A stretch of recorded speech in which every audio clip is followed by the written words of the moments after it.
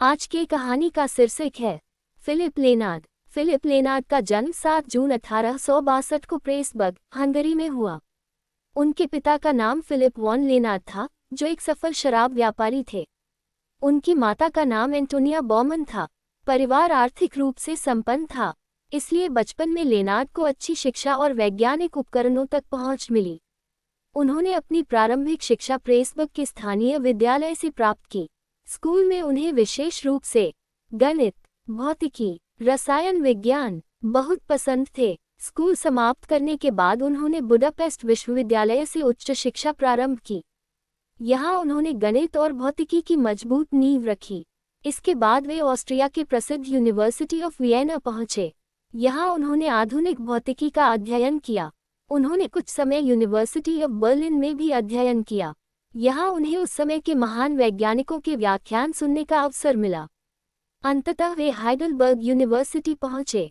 यही उनकी मुलाकात प्रसिद्ध भौतिक विज्ञानी हेनरिक हर्ट्ज से हुई। यही मुलाकात उनके जीवन का सबसे बड़ा मोड़ सिद्ध हुई। हर्ट्ज उस समय विद्युत चुम्बकीय तरंगों पर विश्व प्रसिद्ध प्रयोग कर रहे थे। लेनार्ड उनके सहायक बन गए। हर्ट्ज ने उन्हें प्रयोगों में अत्यधिक सावधानी रखना सिखाया। उन्होंने सीखा प्रयोग कैसे डिजाइन किए जाते हैं, त्रुटियों को कैसे कम किया जाता है, वैज्ञानिक प्रमाण कैसे प्रस्तुत किए जाते हैं। इसी दौरान लेनार्ड की रुचि कैथोड किरणों में बढ़ने लगी। फिलिप लेनार्ड ने 1886 में हाइडलबर्ग यूनिवर्सिटी से भौतिकी में डॉक्टरेट की उपाधि प्राप्त की। उनके शोध ने उन्हें वैज्ञानिक जगत में पहचान दिलानी शुरू कर दी।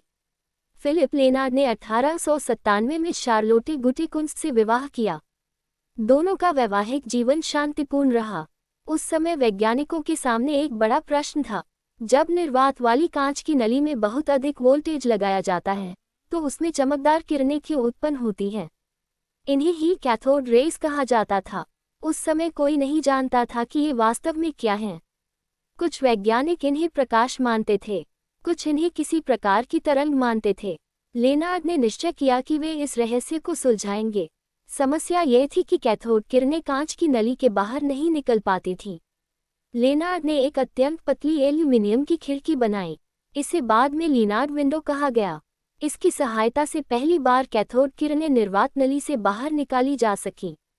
अब वैज्ञानिक खुले वातावरण में उनका अध्ययन कर सकते थे। यह उस समय की सबसे बड़ी उपलब्धियों में से एक थी। उन्होंने अनेक प्रयोग किए और पाया: 1. कैथोड किरणें सीधी रेखा में चलती हैं। 2. वे वस्तुओं की छाया बना सकती हैं। 3. वे कुछ पदार्थों को चमका देती हैं। 4. वे गैसों को आयनित कर सकती हैं। 5. वे ऊर्जा वहन करती हैं। इन निष्कर्षों ने आधुनिक इलेक्ट्रॉन भौतिकी की नींव मजबूत की। 1897 में जे थॉमसन ने इलेक्ट्रॉन की खोज की। इस खोज में लेनार्ड के कैथोड किरणों वाले प्रयोगों का महत्वपूर्ण योगदान था। यदि लेनार्ड ने कैथोड किरणों का विस्तृत अध्ययन न किया होता, तो इलेक्ट्रॉन की खोज शायद इतनी जल्दी संभव न होती। लेनार्ड ने प्रकाश और धातुओं के संबंध पर भी महत्वपूर्ण प्रयोग किए।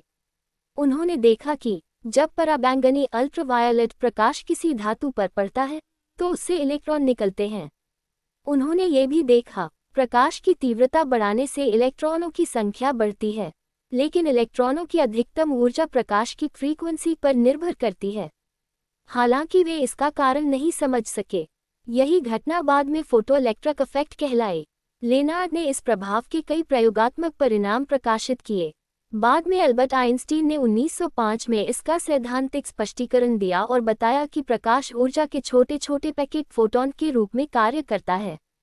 इसी कार्य के लिए आइंस्टीन को 1921 का नोबेल पुरस्कार मिला।